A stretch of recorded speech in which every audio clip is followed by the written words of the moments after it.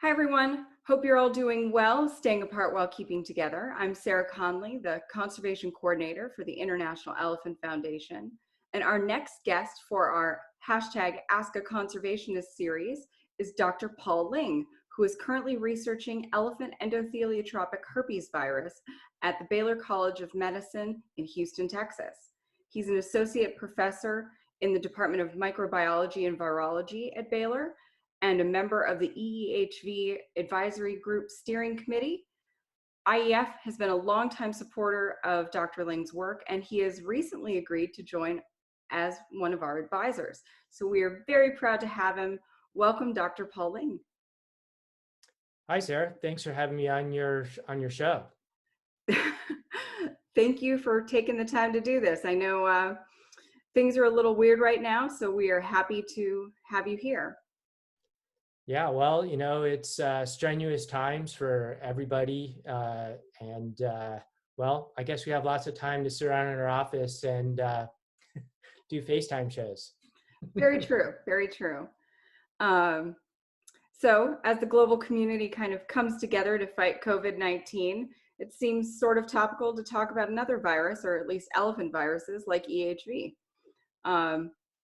So why don't we start with some basic facts about EEHV? What is it? What are the signs and symptoms people who have elephants or care for elephants are looking for? Right. So EEHV, of course, stands for Elephant Endotheliotropic Herpesvirus. And the name of the virus is due in large part because of the cell types that this virus infects in elephants. And endothelial cells are cells that line blood vessels. And so the virus was found to infect those cell types frequently. And so that's in part how it got its name. The virus itself, in large part, causes a lethal hemorrhagic disease, particularly in young Asian elephants. And so this is one of the reasons why we're studying this virus intensively. So we've now seen that EEHV can infect young Asian elephants, not only those elephants in human care outside of range countries, but also young elephants in human care and in wild elephants in natural range countries. It's a member of the herpes virus family, and it's a bit unusual. Herpes viruses don't tend to cause lethal disease in their natural hosts. And EHV, we now know, is a natural virus found in all elephant populations. And why it's killing these young elephants, we don't know the exact answers to that yet, but these are some of the questions that we're working on. And we're working very hard on trying to find remedies and hopefully long-term a vaccine against this virus. Excellent, yeah. So to underscore what you just said, right now there is no treatment or vaccine. There's no bona fide treatment that we know that can effectively treat the virus, no directed treatment. There's some general treatments. And let's just back up a little bit. I'm sort of, I leave it to clinicians and elephant keepers to describe some of the various intricate, details of what sort of signs an elephant has when it looks like it's developing EHV-associated disease.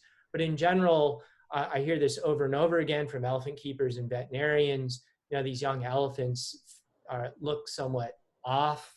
They maybe aren't drinking water or eating as much as they normally do. Maybe they're a bit lethargic, sort of very general signs, which could be caused by a lot of things, which makes diagnosing disease from this virus somewhat difficult. But we've learned a lot now in the last 10 years about some different things we can look at in these elephants, which are going on that can tell us whether or not the potential illness that the elephant is suffering from is being caused by EEHV. Some of this involves blood tests. That's probably the most critical test one can do and look for the presence of EEHV in blood. But there are also a number of other clinical values in elephants' blood that are diagnostic for elephants that might be developing severe disease from EEHV. In terms of what you do when you think you've got EEHV causing the disease, a lot of times treatment involves how you might treat hemorrhagic disease caused by viruses that cause hemorrhagic disease in people. So this involves things like fluid support and maybe plasma infusions from elephants that are chronic carriers of the virus, and they may have antibodies and other things in their plasma that are beneficial. There are anti-herpes virus drugs that are used in people and also other animals that are infected with other herpes viruses. We don't yet know whether these drugs, anti-herpes virus drugs, are really effective against EEHV in elephants, although there's some data that suggests they might have some effect. So I think it's part of the recommendation to include them in the treatment protocols that we have for elephants.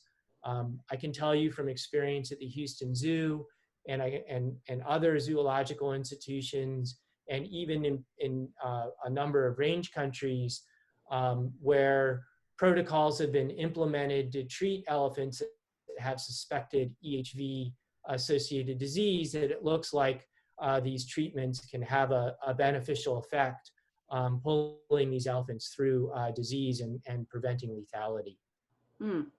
So it sounds like frequent blood testing to monitor viral loads is the recommended course to stave off more severe cases of the disease, or to start whatever recommended treatments there are. This is right. If you can do frequent monitoring of your elephants, particularly ones in the vulnerable age group, which is generally between the ages of 2 and 8 years of age.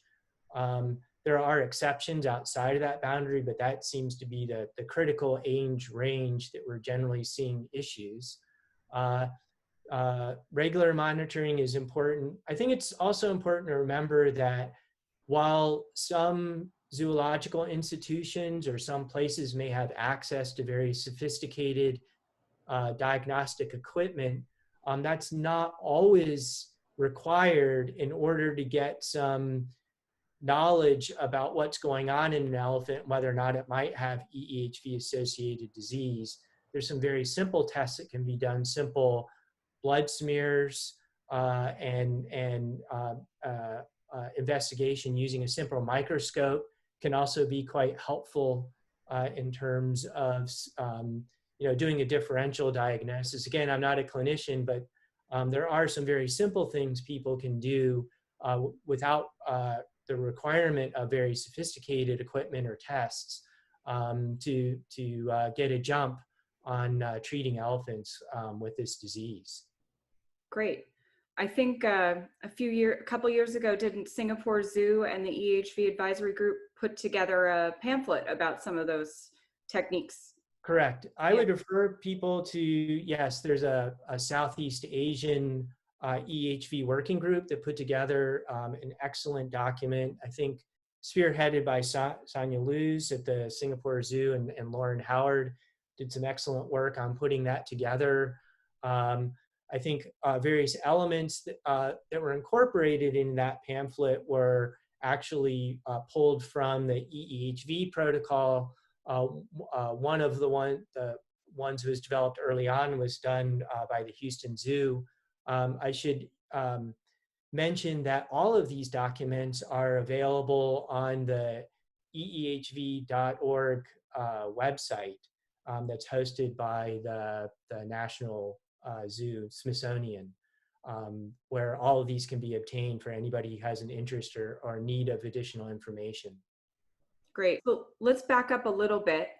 As a scientist and researcher, how did you become interested in investigating EEHV? Okay, well, long story short, I actually had spent my entire career working on herpes viruses. First, varicella zoster virus, which is the causative agent of chickenpox and shingles in humans. I worked on that in graduate school. And then when I went to Johns Hopkins, I worked for Gary and Diane Hayward, um, who worked on Epstein-Barr virus, as well as a number of other human herpes viruses.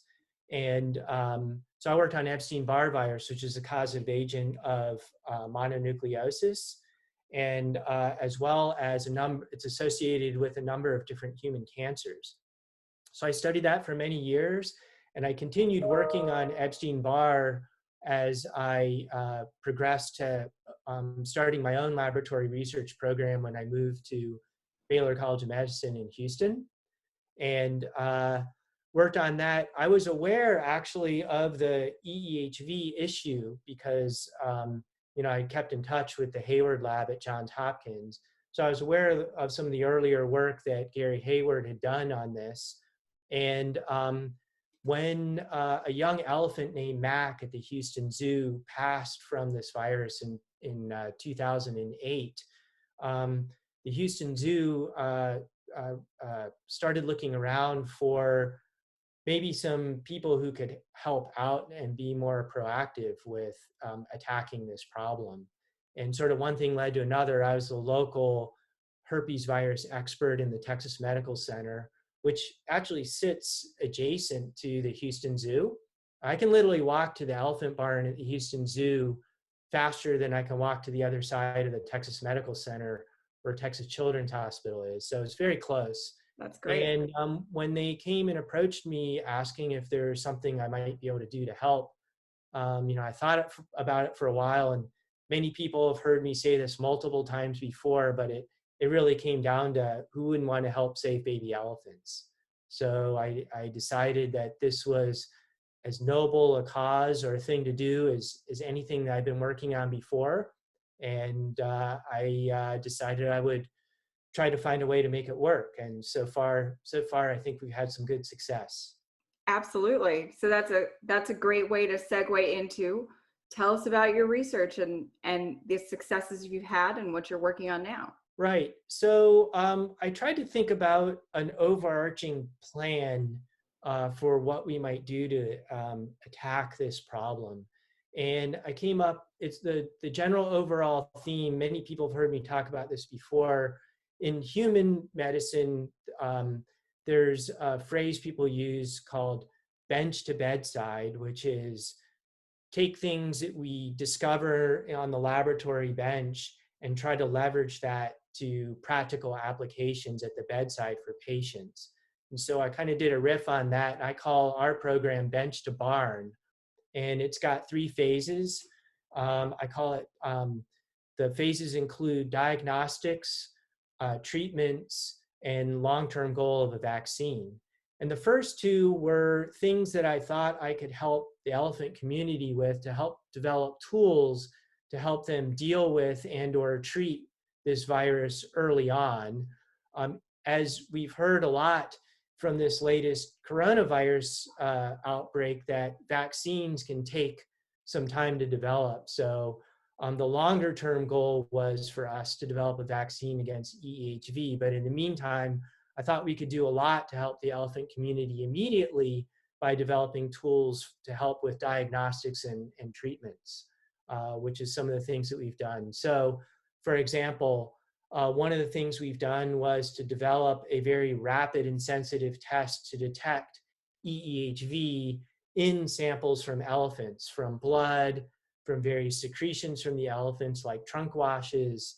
And our lab was the one that developed all of the sensitive tests, which are based on an assay called quantitative polymerase chain reaction, or qPCR. Okay. And we developed and published these tests very early on. And these are ones that have been used now throughout many places around the world. So for example, in the United States, the National Elephant Herpesvirus Lab utilizes the qPCR tests that we developed in our lab to screen blood samples, for example, from a number of zoological institutions. This test, various workshops have been held in Southeast Asia and Africa on how to use these tests. And so some of the tests that we've developed now are being utilized in various places around the world to help monitor for EEHV. That's great. These tools have been quite useful, I think, in terms of, we didn't know how they were going to be used early on. We could detect the virus, but, we actually went back. Some of our earlier work that Jeff Stanton did in my laboratory was to go back and look at some of the previous cases and look for presence of EEHV in the blood of elephants. And what we found was that we could find evidence of EEHV in the blood in these young elephants before any clinical signs came up. And so this was one of the reasons why we started the monitoring program, which was if we bled elephants on some type of regular frequency, could we detect signs of the virus in their blood before clinical signs, and could we get a very aggressive jump on treating these elephants before clinical signs arose? Because when clinical signs come up, virus levels have actually, in many cases, risen to levels that are very, very high. And once that happens, that's a train that's hard to reverse. It's a process that's hard to bring back, and treatment sometimes is, it's very difficult to reverse the trend that virus is sending that elephant into. So I think this has been a big advantage in terms of trying to detect infection early on through monitoring using our tests. But without the test and without looking at samples that people have collected early on, we wouldn't have known any of that. That's awesome. Making incremental improvements at every Right. stage. Right. The other thing that was interesting when we first were doing these studies, again, we started looking at trunk washes, and it was a big surprise for us. The first day, I still remember when Jeff came by and had looked at some trunk washes from elephants at the Houston Zoo, and some of them came up positive for detection of the virus. And, we were sitting in our lab scratching our heads. Well, what does this mean? How often do we see this? How much virus do we see? And those sorts of things. And while all that seems old history now, when we first were doing all of this, we really had to try to put all the pieces of the puzzle together and figure out what it all meant. And now we know that, of course, blood is most diagnostic and important for looking at emerging EHV associated disease. Trunk washes are probably not, or I don't think are important for diagnosing disease, but they are an important tool for a number of other things. If you want to do epidemiological studies, look at how the virus might be spread between elephants, and these sorts of things can be quite useful for that. Another way it turned out to be useful for us was we found that elephants recovering from disease secrete huge amounts of virus in their trunk washes. This may be one reason why when you see one case in a herd, why you see subsequent cases developing, because these elephants now are shedding a lot and spreading it around much more easily. It turned out actually to be a very useful tool for us. One of the virus genomes that we sequenced for EEHV4, which is one of the subspecies of EEHVs that infect Asian elephants and can cause disease. Since we knew large amounts were shed in trunk washes, when Baylor at the Houston Zoo had illness caused by EEHV4, we were able to collect some of his trunk washes, and that was quite useful for us as a material for sequencing the virus, because there was so much virus in the trunk wash. So having known that, having the tools to figure all this out allowed us to use that information to move our research forward that much more rapidly.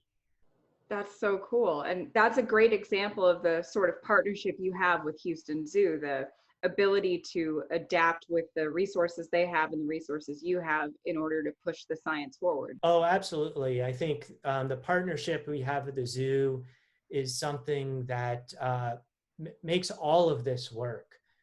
From the veterinary team to the keeper team to the clinical staff at the zoo. Um, we have, I think, very good communication about what are the research needs, what are the needs for how can research provide the tools to help with the management of these elephants, and sort of a beneficial circle of events when we communicate with each other what are our needs and what are our expertise and where can we contribute in these areas to help facilitate all this has been tremendous. And it's been a lot of fun for me on a personal level to interact with the zoo and wildlife community in this way. Just great people at the zoo, and it's been just a really rewarding collaboration. It's been a really satisfying part of my career. And I should mention not just the Houston Zoo.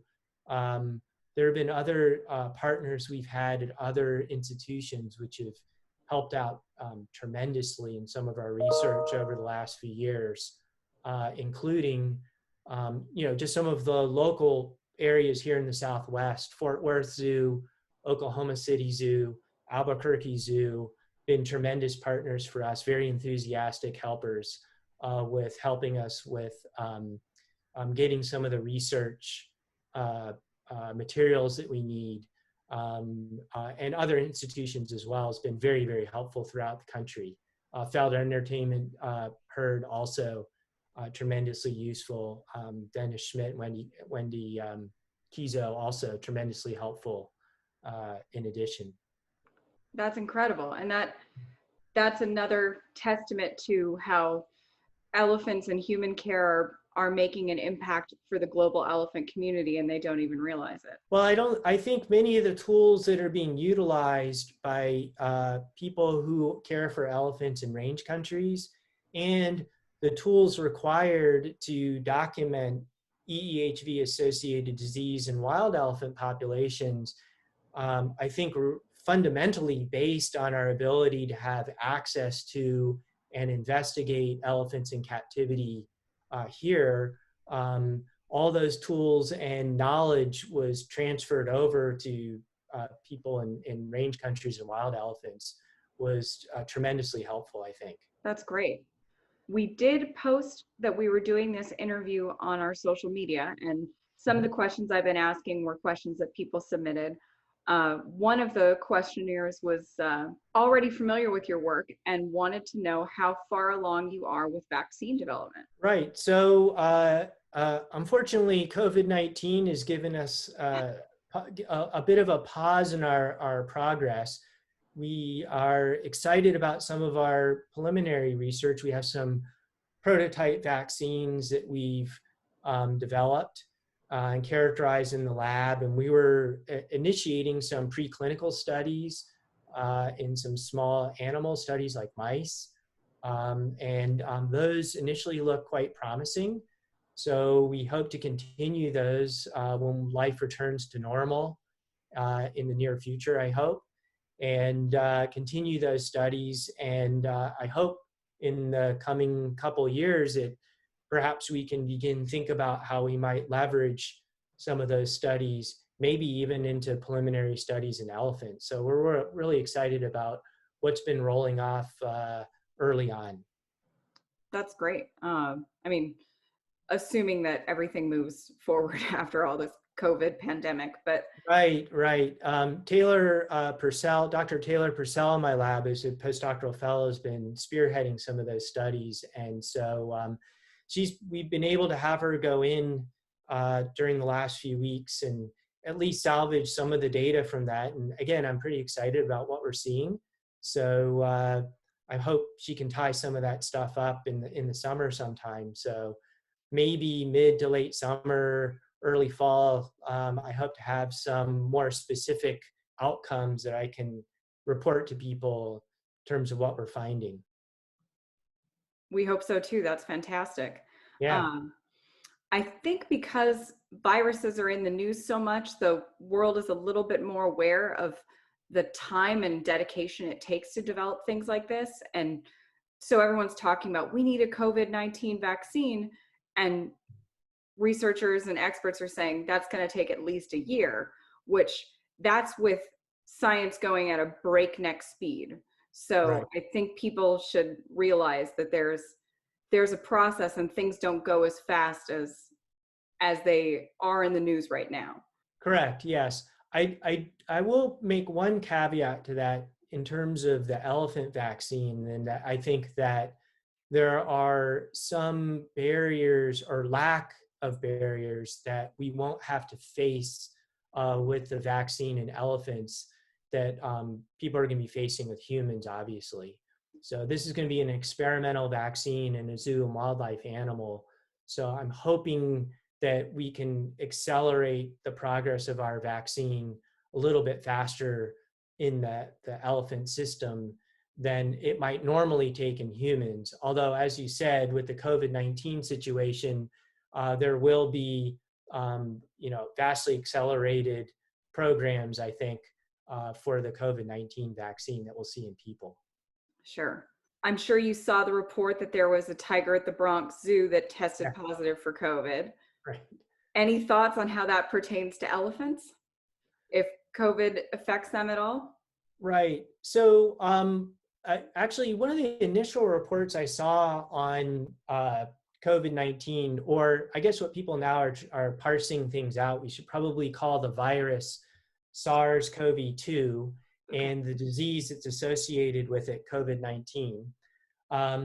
But when I saw initial studies on the SARS-CoV-2 virus, and the receptor that it's required to bind to and to infect its susceptible host. So it seems to be especially now adapted to growing in humans, and that's because it can bind to the human receptor called I think it's angiotensin converting enzyme 2, or ACE2 receptor. Maybe people have heard about that in the news.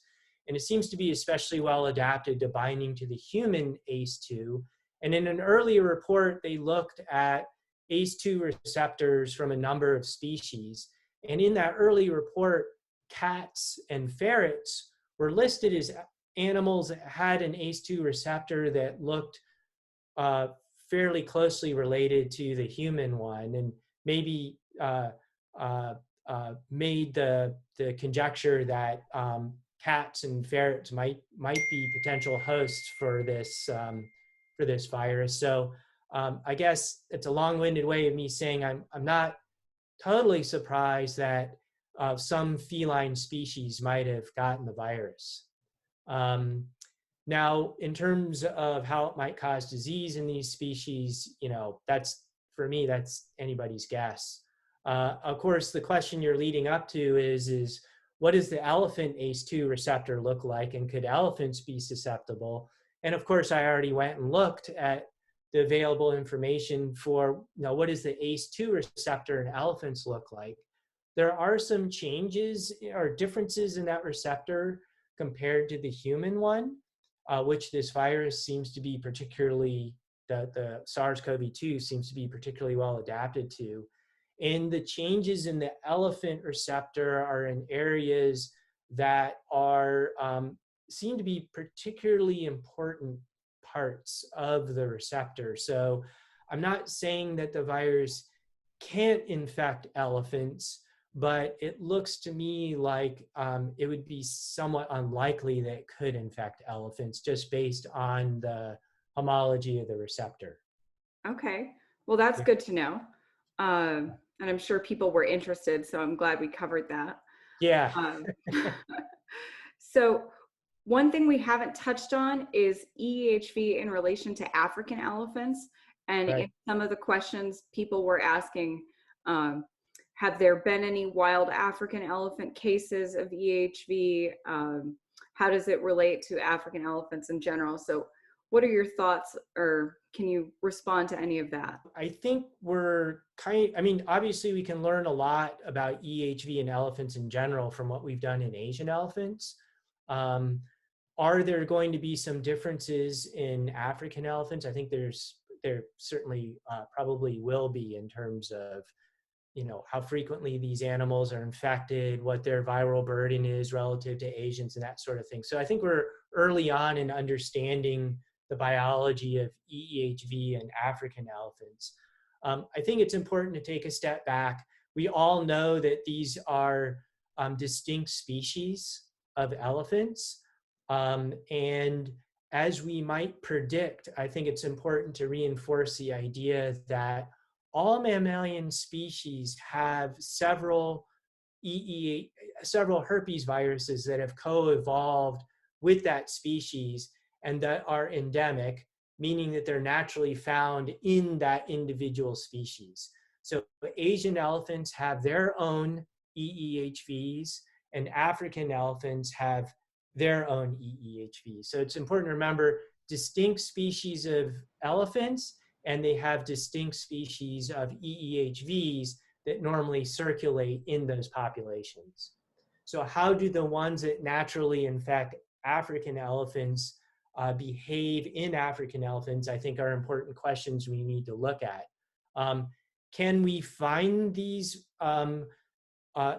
Well, so we know that there are African elephants have their own EEHV species. These are named, have different names according to when they were discovered. So the species that infect Asian elephants are EEHVs 1A, 1B, 4, and 5. And the ones that appear to be naturally found in African elephants are 2, 3, and 6. And there's also another one, it's recently been found in the last few years, EHV 7. Now, how these behave in African elephants, we know that they're in African elephants in captivity outside of range countries, and we know that they're in African elephants in range countries. We know that they can cause hemorrhagic disease in captive elephants outside of range countries, but whether they can cause hemorrhagic disease in wild African elephants in their natural range countries, I should know the exact answer on that, but I'm not aware of information that that's been definitely documented as causing hemorrhagic disease in wild African elephants in their natural range countries yet. Okay. It's important to note that those types of things are hard to measure because they are wild and you don't get types of hands-on monitoring and access to, say, a freshly dead elephant in order to test for those things. That's correct. And so it's even that information for Asian elephants is rather limited. Right, right. Yeah. Okay. But I think we're going to see an expanded effort for people now looking much more closely both at the general behavior of these viruses in African elephants, and then of course looking more carefully for, elephants die all the time in Africa, and looking at causes of what may have caused those deaths. I think people are going to look more closely at EEHV as a possibility, I think, in some of those cases. I think bottom line, we know that it affects both Asians and African elephants, and Correct. we all need to sort of be on the guard looking for things and trying to advance our knowledge of it forward. Yeah, I think it's important. Yeah, very important. Obviously, you mentioned at the beginning of this, IEF's efforts towards supporting research in these areas to find answers to these questions. So I'm grateful to the IEF, as are others. But I think that, IEF's focus on answering these important questions, I think, is something that is going to benefit the elephant community at large. I think that's why IEF and the board have made it such a priority. It's definitely something that we're very passionate about as an organization. Very important. Well, are there any things that we haven't covered that you would like to throw out there? I'm grateful for the support of the elephant community, obviously, and IEF for their generous support. Very thankful for the Houston Zoo for their support, and support from other organizations as well. We've had some support from Morris Animal Foundation, the American Zoological, or American Zoo, AAZV. I always can't figure out what that is, but and Morris Animal Foundation, other organizations, Institute for Museum and Library Services, have all helped pitch in and contribute to help us with advancing this important area of understanding of this disease and its relevance and importance to elephants and elephant population. So, you know, like I say, it's the people that matter, resources matter, people matter, all that matters. And boy, I'm grateful for all the help people have given and their willingness to bend over backwards to help us out in any way they can with our research efforts. And you know, hope that can continue. Absolutely. And I know that we are grateful for you and your team and all the work that everyone's doing on this. I know that it is making leaps and bounds toward helping elephants across the globe, and that is an amazing thing to watch happen. Yeah, it's awesome. If any of you out there would like to support Dr. Paul Ling's work or EEHV research in general, you can go to the International Elephant Foundation's website, www.elephantconservation.org. You can also learn more about EEHV there, and I will also post the link to the EEHV advisory group where you can learn more about this. But for now, thank you, Dr. Ling. We really appreciate the time, and I can't say enough about how excited we are about your work. Okay, thanks again, and be safe at home. Absolutely, you too. Thank you so Bye. much.